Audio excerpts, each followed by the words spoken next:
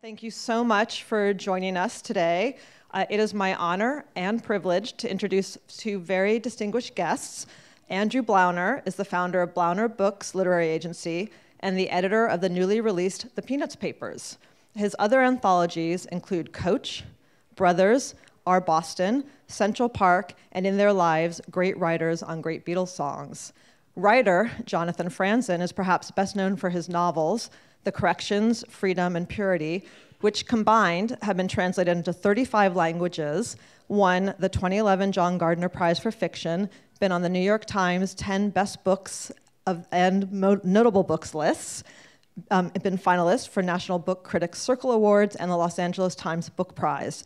Mr. Franzen has been awarded the National Book Award and was voted into the American Academy of Arts and Letters and the American Academy of Arts and Sciences. But in addition to writing fiction, Mr. Franzen has penned short stories and essays, including political journalism, which have appeared in The New Yorker, The Best American Essays, The New York Times, and The Guardian, among others. Mr. Franzen is the executive producer of a new documentary, Emptying the Skies, about the secret struggle to save the songbirds. The film is based on his New Yorker essay of the same title.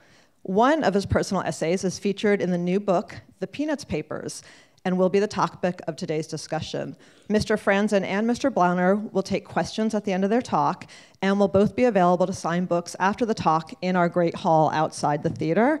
We do ask that during the signing there are no photos, please, as is during the talk as well. Please join me in giving them a big round of applause and welcoming Jonathan Franzen and Andrew Blauner.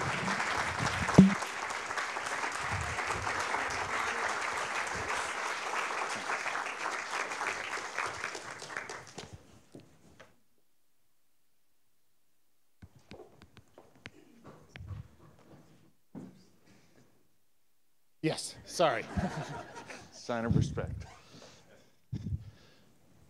Thank you, Jessica, for the introduction. Thank you to everybody at this phenomenal and phenomenological museum, which is much more than that, of course. Thank you to all of you for coming, giving up part of your Sunday afternoon. Every time I come to this part of the country, it seems to be a picture-perfect day like this. I also want to thank the Library of America, which is the publisher of the Peanuts Papers. In my view, the best publisher in the country, and beyond that, really more than a publisher, sort of a cultural institution. So I encourage you to seek out their other books and to support them in whatever ways you can. And very much want to thank Jonathan for generously, graciously making the trip here and giving his time.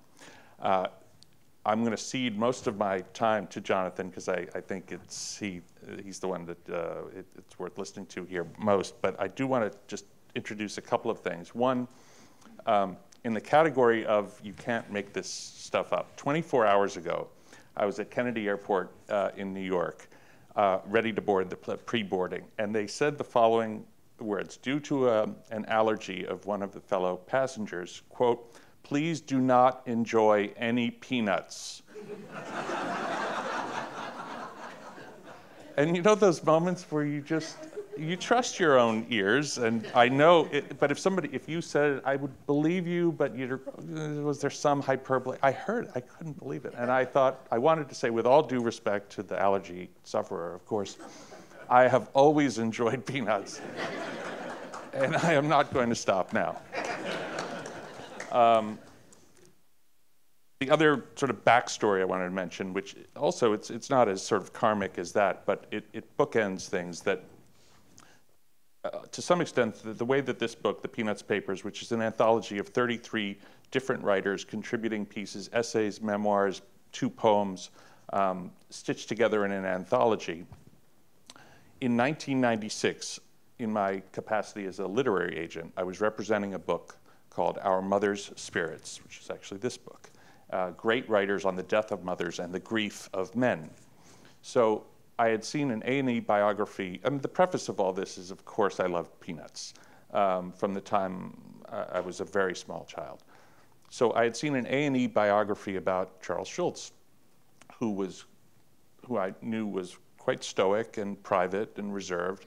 But when he got to the subject of talking about his mother and the death of his mother, he got emotional, especially for him, and something resonated deeply. And so I thought, this is before email. I put a letter in the mail, expecting at best, I hoped, a nice form letter. But I just thought I have to try. And sure enough, instead of a nice form letter, I got a personal letter from Charles M. Schultz, Snoopy embossed stationery, as politely as humanly possible, declining the invitation to write for that book, but saying, if you ever find yourself in Santa Rosa, California, please stop by, I'd love to meet. And I thought, if this is a bluff, I'm calling it. Because the next day, you could make this stuff up in fiction, but I'm not. My girlfriend at the time was a little red-haired girl, and I said, how would you feel about making a trip to, it's a long story. The upshot is, in 1999, 20 years ago, was the first and only time I was in this building. I met with Sparky Schultz, who couldn't have been more kind, more generous, more endearing, and on some level, that was the impetus for this book.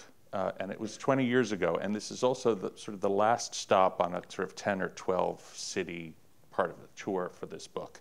The word anthology comes from a Latin word meaning bouquet. So this book is really my bouquet to Charles Schultz and to Peanuts. So with that, I want to turn it over to Jonathan to start by asking you, to some extent, how do you think about this phenomenon that started in 1950, that we're 70 years removed from which we're 70 years removed? We were talking about terminal prepositions before. And he represented that he never uses one. This is being recorded? Who are you here with? With whom are, okay. There are some things up with which I will not put.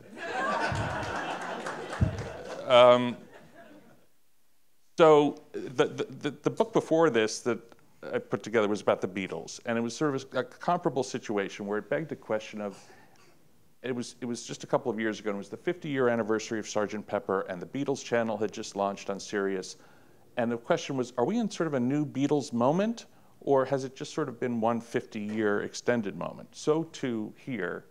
Are we in a Peanuts moment? Because this past November 1st, Apple TV launched Snoopy in Space, basically a new Peanuts channel. Come, I guess, less than 2 weeks from now, the Thanksgiving Day Parade in New York will have, as I understand it, a new Snoopy float. Starting in the new year, there will be a new production of You're a Good Man, Charlie Brown, which I learned is the most produced musical in American history with 40,000 productions and counting. So how do you think of it as that there is something going on where there's a renaissance right now? Because I want to talk about the specific piece that you wrote, but first I want to sort of do more of a global perspective on this. How do you explain, how do you think about the universal appeal that has lasted 70 years and is going very strong? He was really good.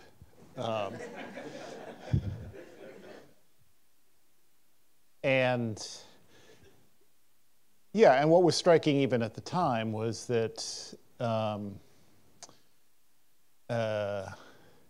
something shifted into high gear in the 50s in the public response to that strip. And that was in gear when the country really began to divide in the 60s.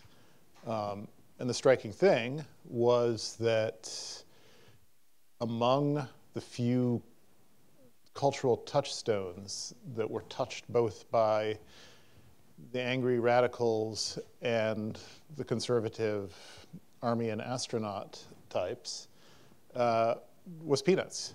Everyone, it was one of the, you could find people who would object to the Orange Bowl. You could find people who would object to, various movie stars objectifying women or whatever. There were critiques out there. No one, it's really hard to think of something in the daily culture of the United States at that very divided time that more people had no problem with, and not only had no problem with, adored. So that's, and that I think is a testament to two things. The obvious genius of Sparky Schultz, but somewhat less appreciated was what a great businessman he was. He made a bunch of really smart decisions in terms of licensing. The TV shows were huge, and you can imagine him not doing that.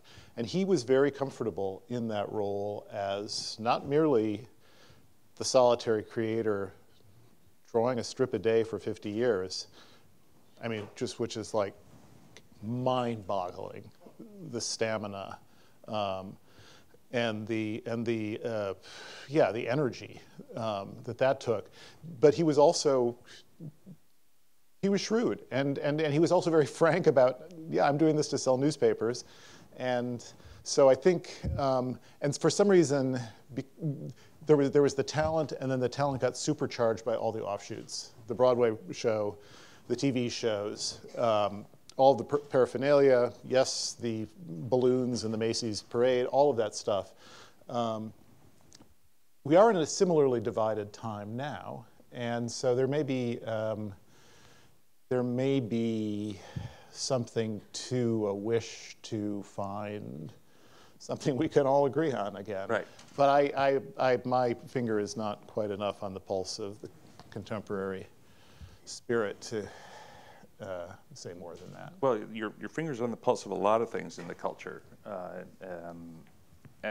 There's no doubt, obviously, the culture is incredibly polarized now, and there's no doubt also that what you're saying is true. And you could say it manifested in the fact that Ronald Reagan, Barack Obama, Bill Clinton, probably Richard Nixon, I don't know on what else those people could agree, but I think they all could agree about Peanuts. You have a great way of writing about and talking about, writing about it. I mean, I think in this piece about how there was nothing, what's your turn of a phrase? There was nothing square about the strip.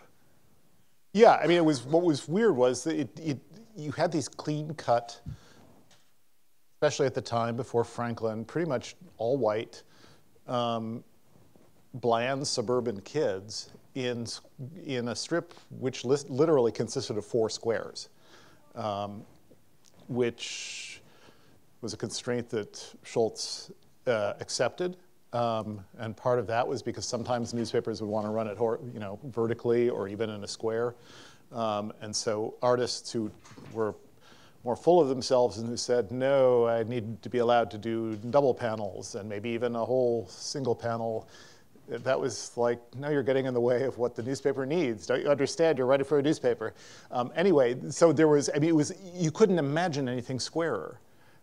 These clean-cut white suburban kids in a strip that literally consisted of squares, and yet somehow the counterculture recognized him because there was a subversive spirit, because there was something, there was an honesty and a rage, actually. You can't be that funny without anger.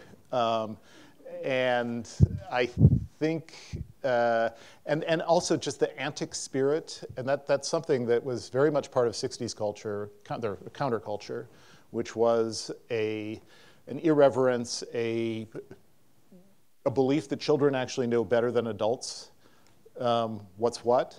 So there again, you have these ostensible kids who talked an awful lot like grown-ups, but nonetheless, they were kids.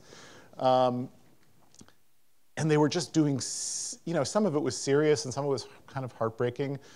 But a lot of it was just purely silly. And I think that silliness also cut through the squareness. It's like, well, yeah, you're a square, but you're pretty angry and pretty silly for a square. So that, yeah.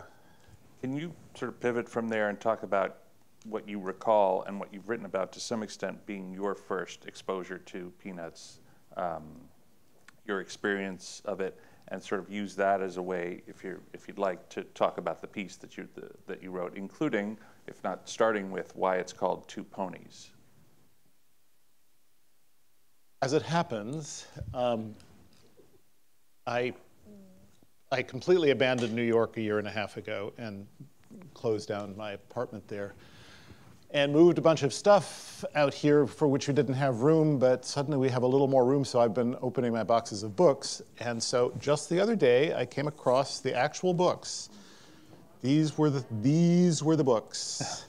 And so I think, let's see, I just want to see, I suspect my mother, who had a habit of inscribing books even though she hadn't written them, she might have. So this is Merry Christmas 1969 to my littlest Peanut, with much love, Mother. Interject, I hate, I'm loath to do this, but your mother had one of the all-time endearing lines about how she, correct me if I'm butchering it at all, like she disliked daylight savings time because it meant one less hour. Oh yeah, no. If I came to visit from New York to Missouri on a weekend where there was in the fall, in the spring, and we lost an hour. It was one less hour we got to spend together. That was. Yeah, sorry. This one is, yes, this is from Christmas 1970. You love peanuts like I love you. It's from my mother. But yeah, so these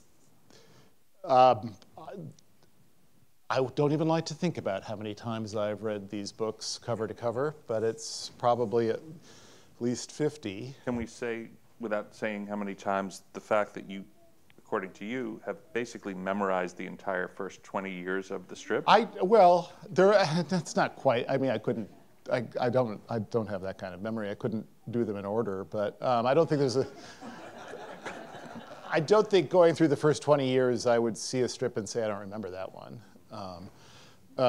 Anyway, the situation in St. Louis, where I grew up, was there was an evening paper and a morning paper, and we got the evening paper, and the evening paper was the better paper. It's now the paper, the Post-Dispatch. The Globe Democrat folded, or was folded into. Anyway, the Post-Dispatch was better in every way, except it was not the paper that had peanuts. So I lived in a state of deprivation, which was, and I don't even think I think I might have like seen a TV show or something, and I kind of generally caught the Peanuts fever, might have had a little paperback collection, but I really think it was when my mom bought me that book for Christmas that I got introduced to Schultz. You were about? Well, I would have just turned 10. So 1969. Christmas 69 was the inscription date.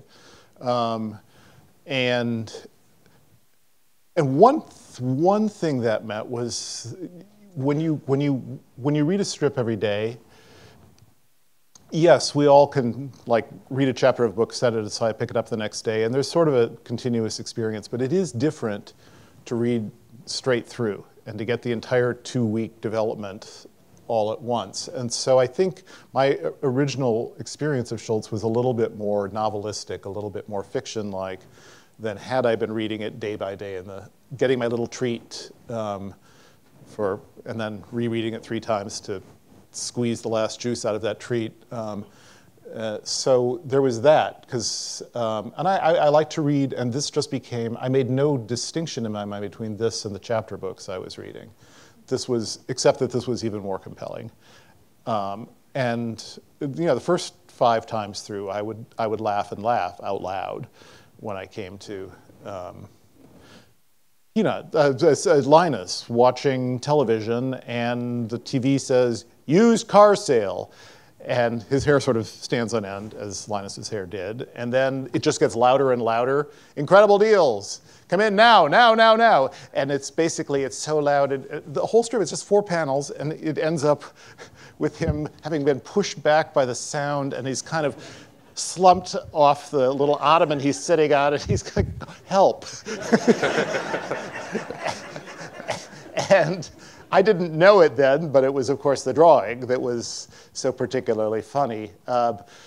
Anyway, so I had a very deep involvement with Peanuts, beginning in book form, weirdly. And Two Ponies was So when I think conceptually about Schultz, I think about the rather palpable anger, which is what makes such great comedy in the first 20 years of this, maybe 15, 20 years of the strip. And we think about all the things Snoopy does, but there, and a lot of, and of course, Charlie Brown's humiliations. Day after day, the humiliation. I'm not sure where I was going with that, except to say that you're reminded when you pick up a book like this that there were lots of things that were just sort of there for the sake of, well, he had an idea, and God, you need an idea a day. And he just did the idea, and that was that. And some of them were just fun, and really nothing more than an excuse to hang out for a few minutes with these characters who you'd come to have such a strong, intense relationship with. Anyway, one of the melancholy ones, but this was not in the humiliation way, because Charlie Brown could also be cruel. Charlie Brown is like incredibly complicated fictional character. It didn't start out that way. Incredibly simply drawn. Incredibly simply drawn, but incredibly replicable, because the dots and the line. There's a nice little essay to that effect. Somebody trying to, it's like, what could be easier than just, I'm a good cartoonist. Why don't I just copy that? It's like,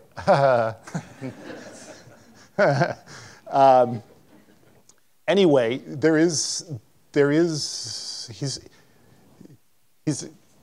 he's not a particularly virtuous sufferer.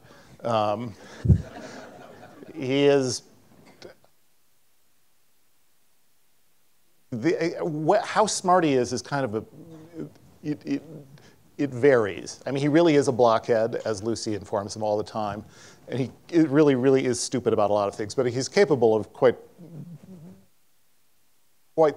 remarkable articulateness and insight at other times. Anyway, there is the strip in question, which is certainly in my pantheon of all-time greatest strips, he's out walking with Snoopy, who's basically just walking, looking at the ground, while Charlie Brown goes on with this fantasy, which is, I wish I had 2 ponies, and I would lead them over to the little red-haired girl's house, and I would offer her the reins and say, would you like to go riding with me? And we'd ride out into the country. We'd sit down in the grass. Maybe he continues a beat or 2 further than that. Then he looks at Snoopy, who's doing nothing but mind his own business, actually being a dog in this thing. He was still on all fours at that point. Yeah, I think he was still on all fours. Yeah, he was still walking on all fours. And Charlie Brown turns to him and says, "Why aren't you 2 ponies?" And it's technical matter. The genius of that punchline is that he's not only asking Snoopy to be a pony, he's asking him to be 2 ponies. And there's just something kind of linguistically weird about why aren't you 2 things for me. But, you know, coming back to Schultz, thinking about him when I was starting to write about my childhood 15 years ago, it struck me that that's, of course, a very deep strip about people aren't what you want them to be. And the disappointment we all feel with each other. And I grew up in a house of people who were disappointed in each other. My mother was very disappointed in my father. My father was no less disappointed in my mother. They were at various times disappointed in all their kids. The kids were, for much of the time, very disappointed in who the parents were.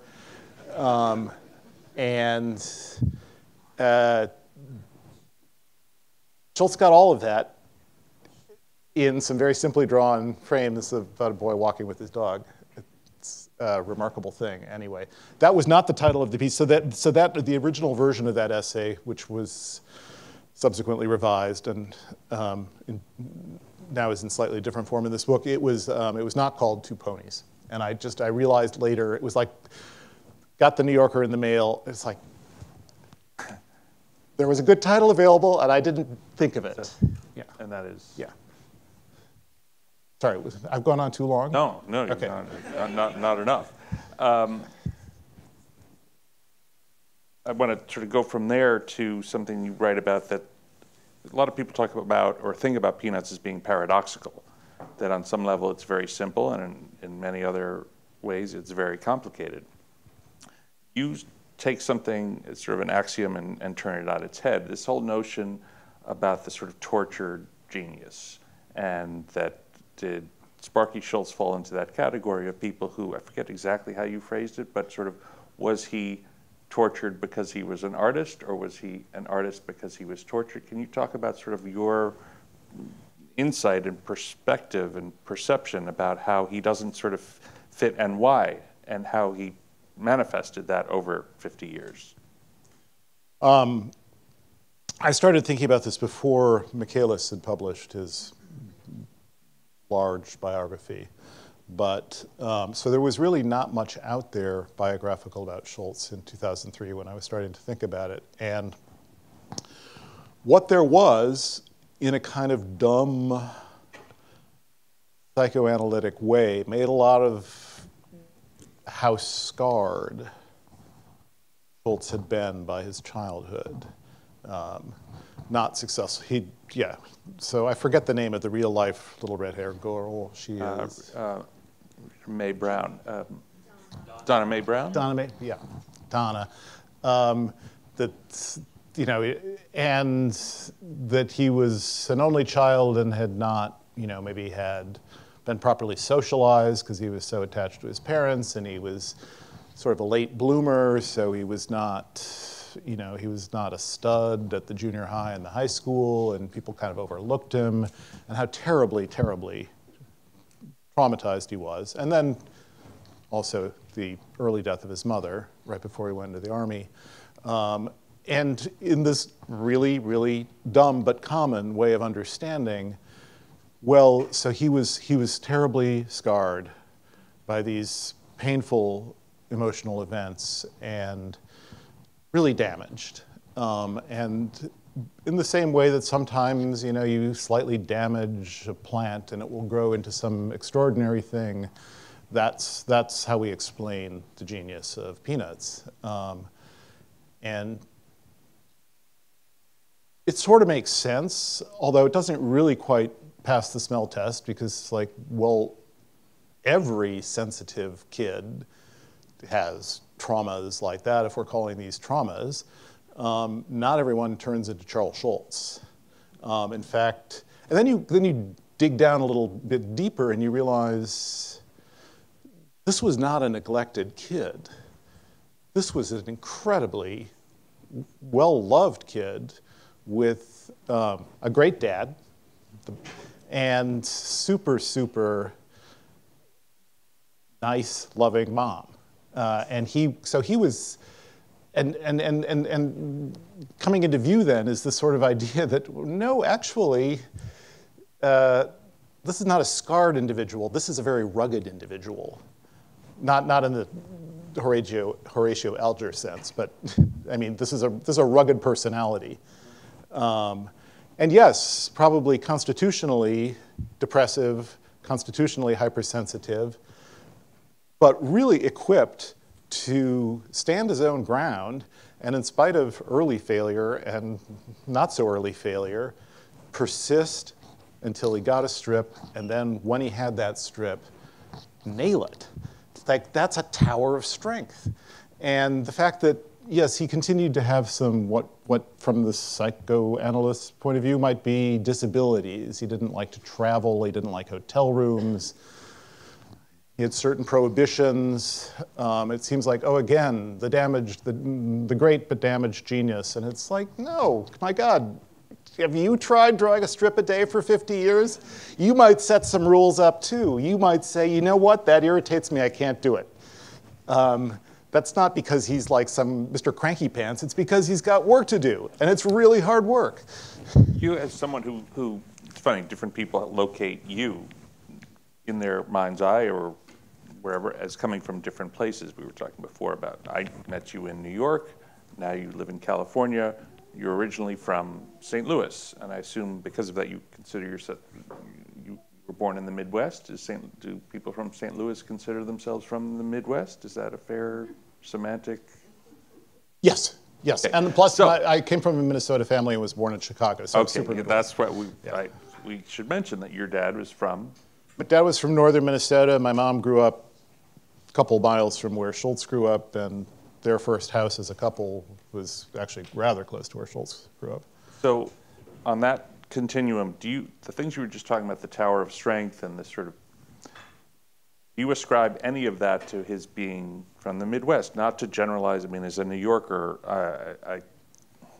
I've heard stereotypes about New York and New Yorkers my whole life, and I try not to do it about others, but is there something about the Midwest, about where he grew up in the Midwest, and is it a coincidence? There have been some comparisons and analogs to Charles Schulz and Fred Rogers, Mr. Rogers, who's having his own kind of, yeah. I think in his case actually maybe more of the sort of Renaissance as opposed to it never went away. No, Rome never collapsed. This museum is testament to that. Right. So do you feel anything, think anything about sort of Schultz's Minnesota roots, and also the comparison, the coincidence, if that's all it is, that Schultz and Rogers are now sort of viewed the way they are, thought of together in that way? Is there any, what of any of that? Speaking as somebody who's from... It's hard, and I don't have a nuanced enough grasp of his whole life story to really give a good answer to that. I think I'm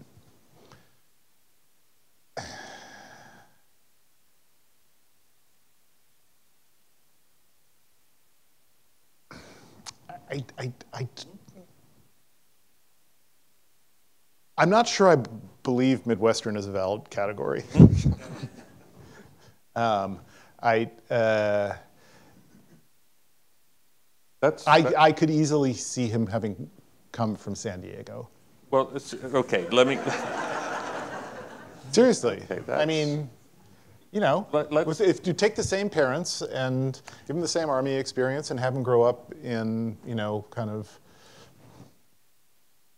Somehow it lends just that much more credibility when someone of your talent and stature and everything else just basically says, I'm not sure, I don't know.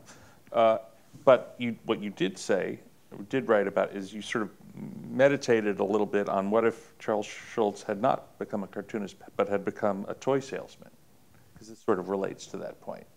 Do you remember what you... Yeah, no, so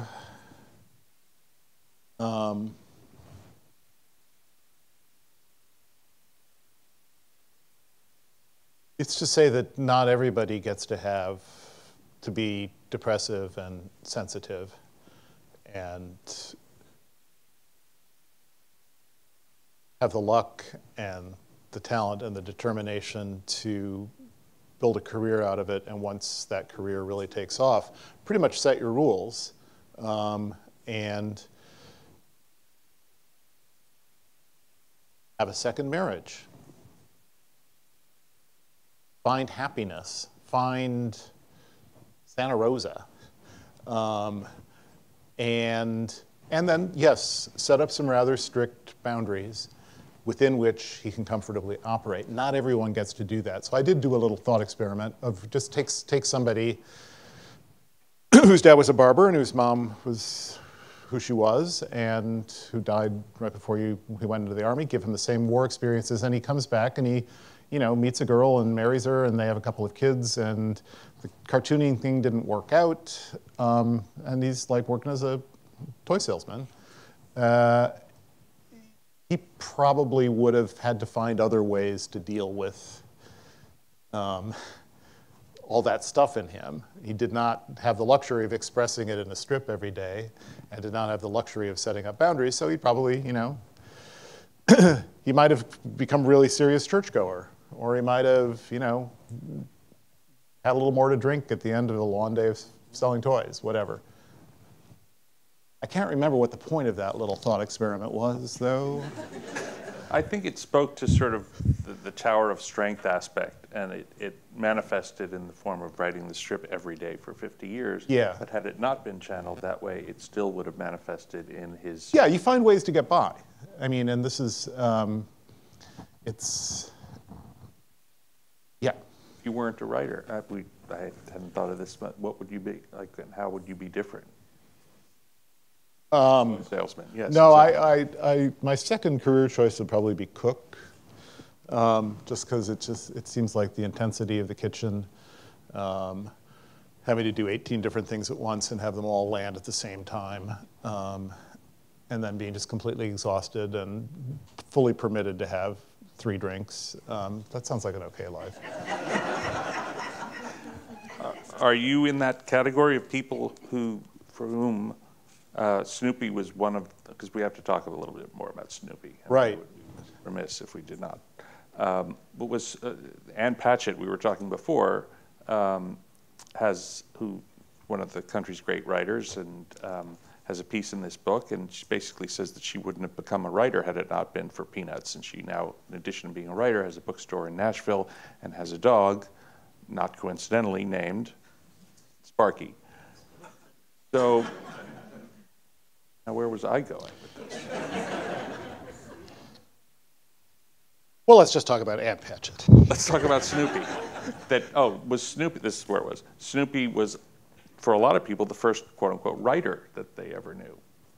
And we sort of, in the mix of everything else, we forget that it was a dark, stormy night, and it was sort of a window onto, yes? Okay. Yeah, no, exactly. I remember getting my first rejection slip and remembering rejection slip shock, which was a concept I'd known since the age of 10, because Snoopy, dear sirs, your material is not suitable to our present needs. And Snoopy's eyes just go kind of glassy, and his ears stand like this, and and finally, some strips later, Charlie Brown has to bring him to Lucy, who's at her psychiatric desk, and she diagnoses rejection slip shock. And then he's like, what do I do? Tell him that he's really talented and that he just needs to keep trying, and that was just one publisher, don't worry about it. And Charlie Brown turns to Snoopy and says that, and Snoopy's eyes go back to normal, his ears drop, and he says, where am I? It's like, so yes, that was my first, he was the first writer I knew. You wrote that at 10, you were quiet and bookish, and you had a quote-unquote intense private relationship with Snoopy, the cartoon beagle. He was the perfect sunny egoist, starring in his ridiculous fantasies and basking in everyone's attention. And then you write, I think in a very funny way, about sort of your own childhood relationships with your own stuffed animals and how you animated them almost to, well, you wrote this. Yes, no, I know, I did. I also described it as verging on age inappropriate. Right, that was almost the funny part. And then when I reread that, I said, why did I say verging on? It was all right. But what was it about Snoopy that connected? I mean, not that we all don't have some relationship or adoration or affection for it, but it seems like there was a level on which he penetrated your 10-year-old self. Well, he was the, at least until Woodstock came along, Snoopy was the dog. What doesn't fit in this picture? Even with the thought bubbles, these are human beings, and then there's a dog. And so that sense of being outside it all alone was part of my identification. I'm sorry. I had really old parents. My parents were quite old when they had me. My brothers were, by the time I really can almost remember, my brothers were gone from the house. I had this So I was this kind of only child, but my parents were nearly a generation older than the parents of some of my friends, and they were weirdly formal. They were sort of 19th century, and I read too much. I spent too much time alone, and I was kind of weird, and I spoke in a too adult way. I didn't speak like a kid. I am sure I was intensely dislikable. And indeed, I had the sensation, even at the time, of not liking myself, although there was apparently nothing I could do about it, except wait for late adolescence.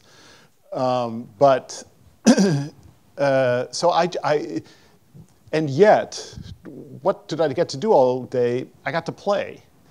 And I did have friends. It wasn't like I had no friends. I had friends. We would play. We would make stuff up. And then there I'd be with my stuffed animals, and I'd be, doing little scenes and doing the voices of each. And, I anthropomorphized everything: washcloths, marbles. I felt it was important, like I had some shooter marbles, and the ones I really liked were solid colors, but I had these other shooter marbles, and I felt like, well, I can't not shoot with them too because they will be hurt.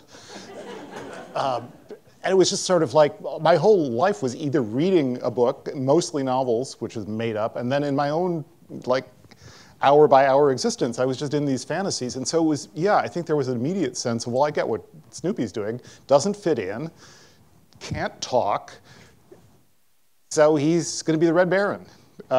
So yeah, that was a real point of identification. Can't talk, and as someone pointed out, Chris Ware, I think, who's prominently featured in the book, he said Snoopy is the only one who basically gets to kiss or initiate the kiss, and also the only one whose parents actually ever appear in the strip, which I hadn't. People always talk about like the womp womp, but I think Rick Moody called the trombone sound. We've all done so many times the womp womp womp, but he said it's a trombone voice, which I thought was perfect. I mean, I think there's a division of opinion about whether or not when Snoopy got up off of all fours, I don't know if No, that was sort of like Dylan was picking up the electric guitar. Right. I had never heard anyone say that. Yeah, at the Newport Jazz Festival. Right. There was the day. Yeah. Where do you come down on that? I think I know, but and on that continuum too, that Snoopy sort of became more of the star of the strip. That Sparky was sort of. We all know, but he was very much against the strip being called Peanuts, that was the syndicate at the beginning, as I understand it, and that he was partial to, he would have been fine with just calling it Good Old Charlie Brown or Charlie Brown, but that, and he also, again, in the process of putting the book together, I read some interview where he said the character in the strip most likely, had you played it out, to have sort of a successful, happy adult life. Do you know who he said? Linus, which I thought was an interesting insight on his part. Well, Linus takes moral questions very seriously. I actually took some heat after the early version of this was published in the New Yorker. People who thought it proved what a terrible person I was that I identified with Snoopy and not with Charlie Brown like I was supposed to. Because all the other writers, it was humiliation after humiliation. Well, I had plenty of humiliation. It was just I liked Snoopy. But I think the real crime was to say that you can see Schultz in each of the primary characters so well, if you know anything about his biography. Even Lucy. There's some Sparky and Lucy. But I had the temerity to say that the real avatar of Schultz was Snoopy, because Snoopy is basically making cartoons of himself. He's drawing himself as the begoggled World War I aviator, and he's turning himself into a piranha. He's doing all these things, and in a funny way, the moment when he goes from 4 legs to 2, that occurs at a point where you can start to. Where it seems almost to occur, maybe not consciously, to the artist, but the artist is really kind of claiming okay, that is me. And now it's not, yeah, enough with my childhood dog, great though that dog was. Now that has become a full force and is actually now walking on two legs like I do. So I think where that transition occurs, I think it has to do with, I think if it had been a minor strip not getting that much attention and he'd been struggling and syndicated in 150 papers, I'm not sure Snoopy would ever have stood up. So I just feel like that was a point when, yeah. Right. Now, I'm not even going to pretend that's a dog. Right. That's a character named Snoopy, and that's kind of me. And kind of all of us. Kind of all of us, of course. And I think that's which is what a great artist does, is channels everyone. And I think I don't know what you'd call it, the low-hanging fruit was that Charles Schultz, Charles Brown, they both had fathers who were barbers, but after the afternoon that I spent with Sparky here, he and I sort of exchanged some letters. It was before email. And what I got from him clearly, which was not unique to our correspondence, I don't think, but basically anything that he had to say, almost about anything, he said through the strip.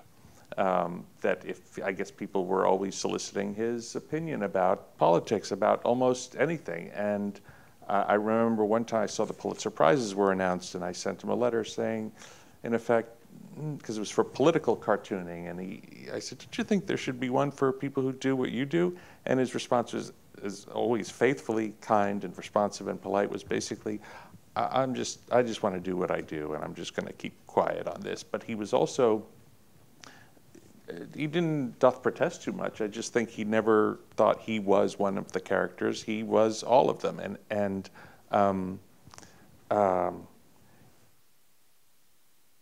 it's funny, the time I was here, I remember I asked him the two questions that I remember asking him were, one, what was Franklin's last name? For some reason, I was concerned about that because there was the Van Pelts and the Browns.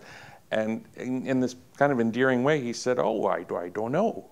And I thought, well, if you don't know, then nobody knows. Yeah. And number two, the question which I've come to, and I want to ask you something about this. And I said, what gender is Woodstock? I said, is Woodstock a boy or a girl? Well, now every single person I've ever mentioned this to, when I've said any form of this story, said, obviously he was a boy, but I didn't think it was that obvious. But the question I have for you is, as a bird expert, which is not in your bio, what kind of bird was Woodstock? Forget about any gender issue. There are drawings of birds besides Woodstock, and I think there's a rustling in the pumpkin patch, and then it turns out to be this bird walking across, not the great pumpkin, and that's a rather accurately drawn robin. It's clearly a thrush.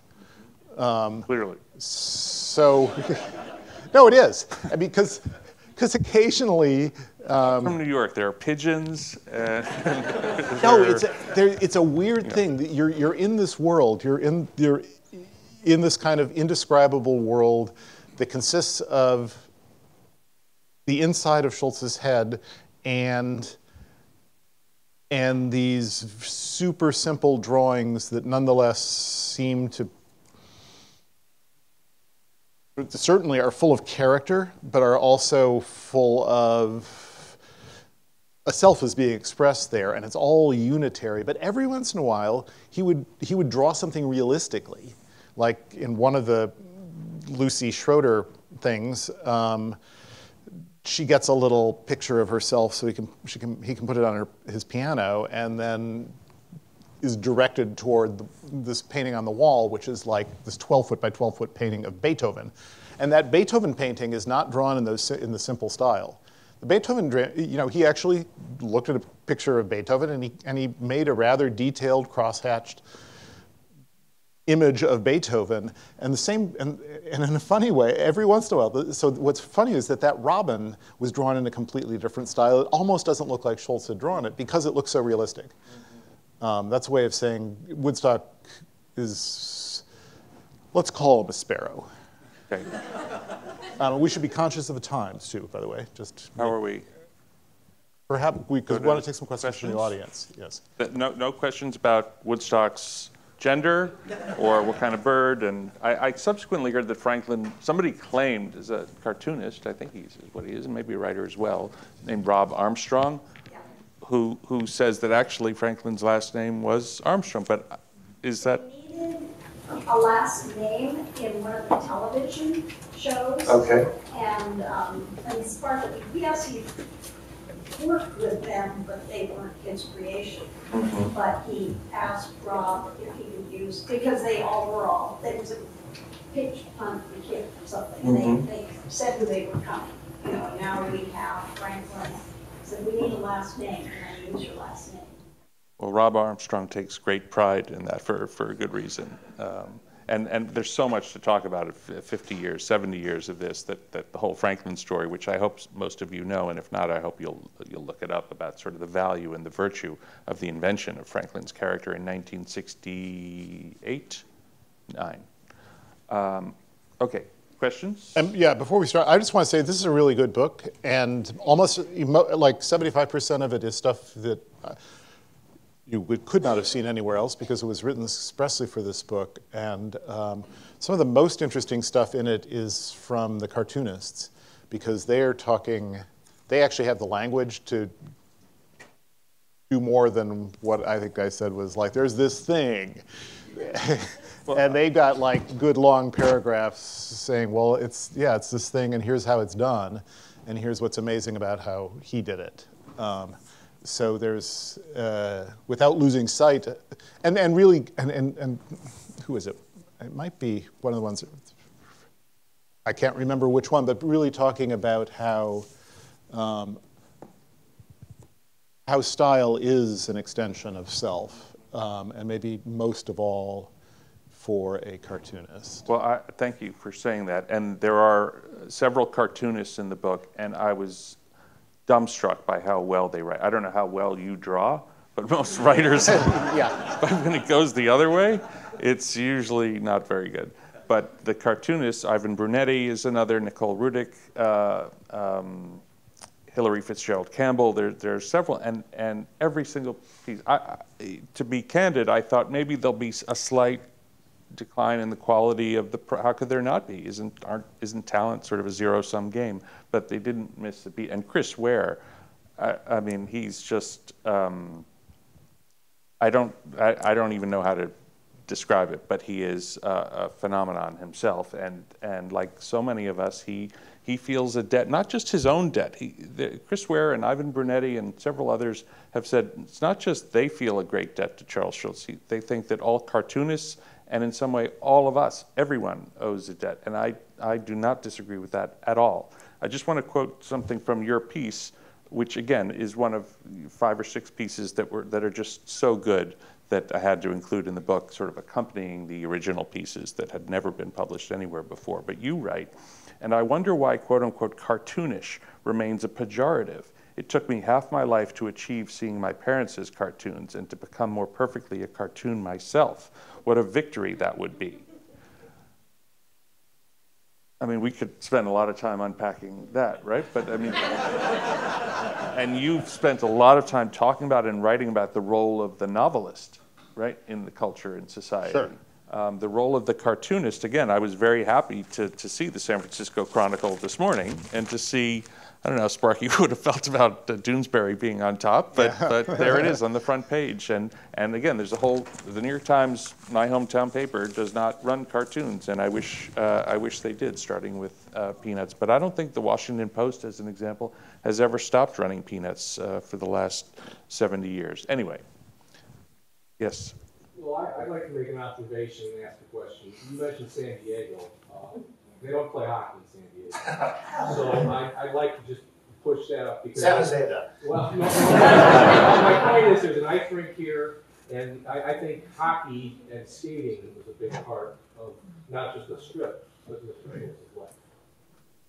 That's a good comment. That's a fact. And I think that's true. And I love those strips where they're playing hockey.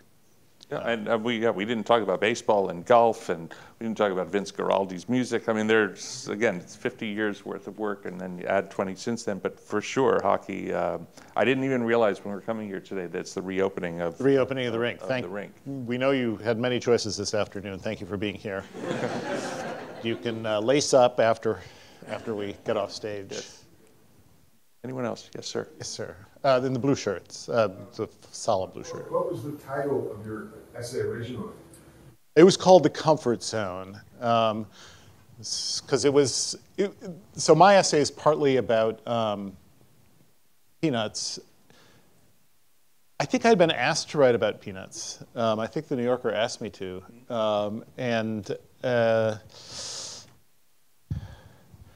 being a perfect sunny egoist, I included a lot of material about myself, I guess, would be the mean way of thinking about it. But because these books were so important to me at a time when things were really going haywire in my family, in the late years of the Vietnam War and the late years of the real countercultural revolution, which really came home in the form of my brother, I decided to write quite a bit about that too.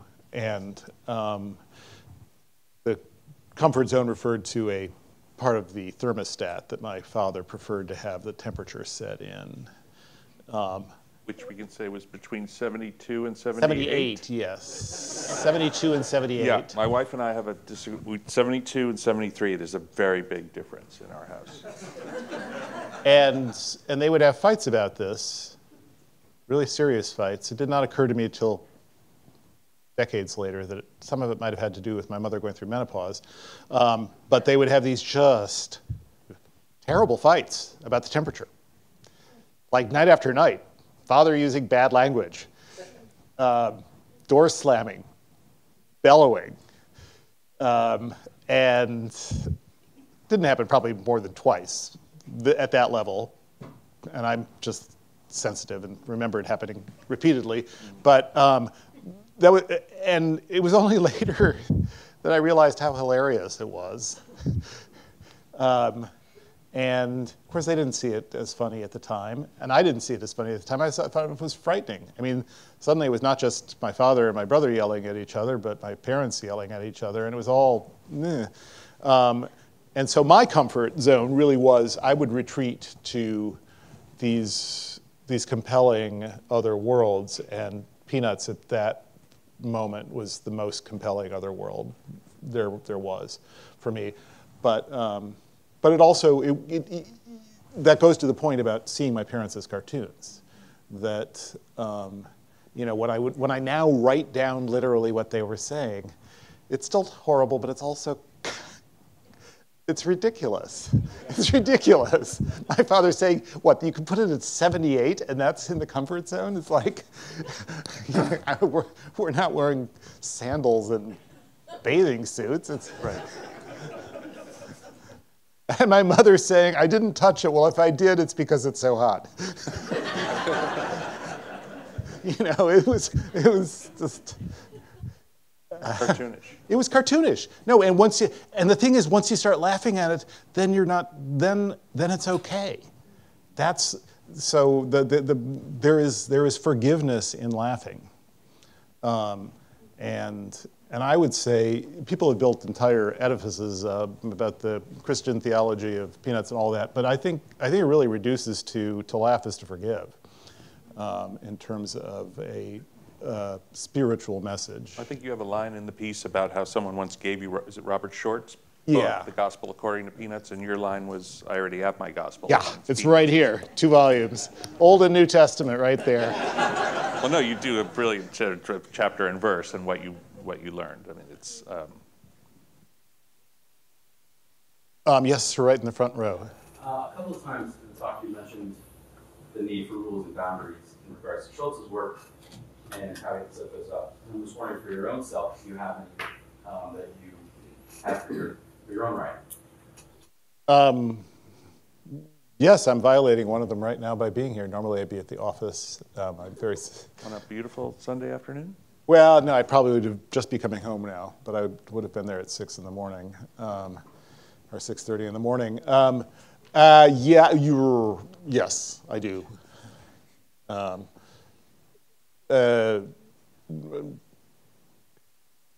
I like a dark, silent, cold place to work and things like that. I'm not one for talking before I get to work. I'm really quite unpleasant at breakfast. If you,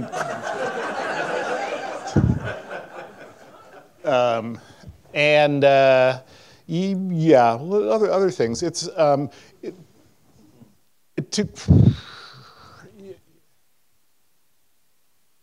in order to like try to make your mind big enough to take in the world, you have to get the noise down.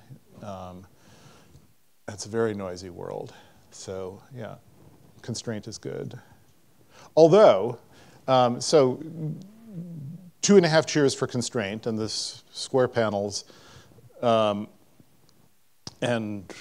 what it made Schultz do in terms of getting expression out of these very simple shapes. I'm not even sure this is a story worth telling, but it has nothing to do with Schultz. Robert Frost used to say writing poetry without rhyme was like playing tennis without the net. Makes sense, right? And it's of course it's the constraint of rhyme that forces you to a new level of creativity. But then I tried playing tennis without a net. Have you ever done it? If you're trying to do it honestly, if like you wish there were a net, but they took them down for the winter, but we're still out there wanting to play, it actually makes it really hard. Because you are trying to call whether your serve hit the net or not when there's no net. Among other things. And it's also really hard to gauge your shots because you're trying to hit it low over the net, except, well, where is the net? There is no net. It's tricky. So it gives you, so if you can actually do great free verse without rhyme, that's its own creative achievement too. That was a complete off topic. That was well worth going into. Okay. Yeah. I wanted to offer something about San Diego. He could have been born in San Diego. I don't think so. I think there's something about the Midwest and the mixture of ethnicities there. You have German and Norwegian families, he could have had German and Norwegian families in San Diego, but not very likely even 70 years ago. I just think that there is something about the Midwest that I have a friend who grew up in Bakersfield, and her parents were German and Norwegian. She's in Santa Cruz now. She's very Midwestern. She's very Midwestern, even though she grew up in Bakersfield. Yeah, I think I'm not saying that the ethnicities and the social milieu are unimportant. It's just I've been challenged to name a unique list of adjectives that describe a Midwesterner, and I have failed. And I've tried, and people say, yeah, that sounds like an Australian.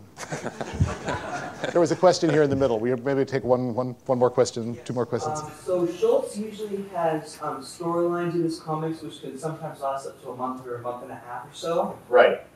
Do you ever use work such as huge storylines, and do you have any? Do you ever in your work use huge storylines, and do you ever have inspiration for them? Well, that would not be a particular.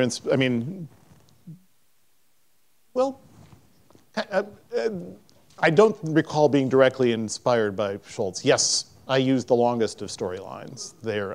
I do these law novels, but the takeaway for me, we were talking, Jeannie and I were talking upstairs, and Andrew before we came down, and talking about how a single 4-panel strip is a tiny little short story. Talking about a strip that, according to Jeannie, Sparky later regretted having done the way he did, which was the very, very early strip. Here comes Charlie Brown, good old Charlie Brown, good old Charlie Brown. How I hate him. That's like welcome to the world of Peanuts. That's Shermie as Charlie Brown walks past. That's all it is. That's pretty much the whole text. Here comes Charlie Brown, good old Charlie Brown, good old Charlie Brown, how I hate him. I would say that's kind of an amazing short story. Because something has changed between panel 1 and panel 4 in about 24 words, which is just incredible.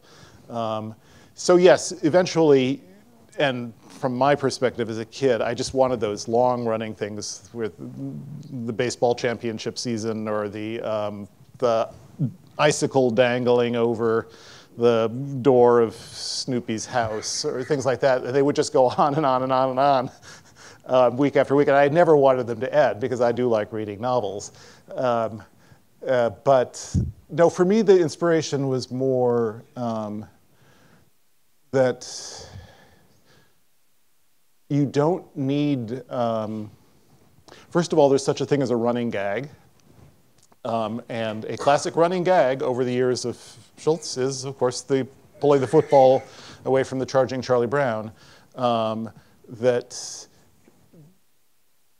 often you think, well, the last thing I want to do as a writer is repeat myself. And then you start studying comedy and you realize, no, if you want to be really funny, repeat it and repeat it and repeat it. It's the runningness of the gag that makes it so funny. I mean, it's funny for the first time, but it only gets better and the sense of joy when you come back. Oh, here we go again, is so strong, and that is actually a valuable lesson for the fiction writer. And the other thing is, these are kids, and for the most part, the stakes are tiny, and yet it's completely compelling, which is a lesson that you don't actually need your novel to hinge on the fate of the galaxy or the environmental salvation of the Pacific Ocean. Actually, that person across the aisle from me at church, is she going to ever speak to me?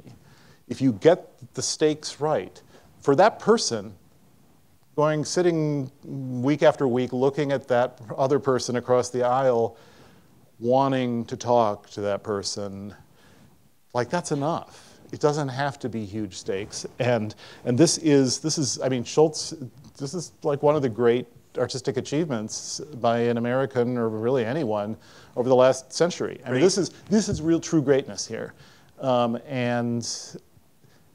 And look how small the stakes are, by and large, super small stakes. So that, if I look for lessons, for me, writing lessons, that's where my mind goes, the running gag and the smallness of the stakes. And the story, not just great, but as I think it was Robert Thompson, the Syracuse professor said, it's the longest running, 50 years, longest running story ever told by one person in history. Maybe that's a nice place to end, Andrew, don't you think?